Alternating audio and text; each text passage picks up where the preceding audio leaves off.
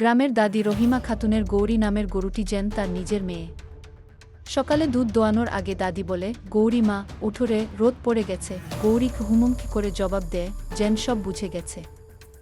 দাদির নাতি রিফাত এই দৃশ্য দেখে বলে, দাদি, আমাকে তো এমন মিষ্টি করে ডাকো না।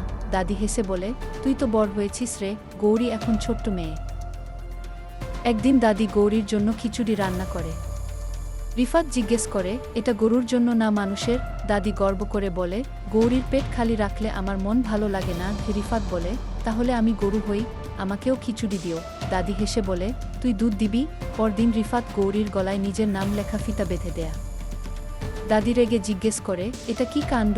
রিফাত বলে, গৌরী তোমার মেয়ে হলে আমি তো ওর ভাই। দাদি তখন হেসে গৌরীকে জড়িয়ে ধরে বলে, দেখছিস গৌরী, আমার দুই সন্তান এখন। সন্ধ্যায় দাদি বলে, আজ দুধ বিক্রি হবে না, গৌরীর ভাই আজ দুধ ভাগ করে খাবে।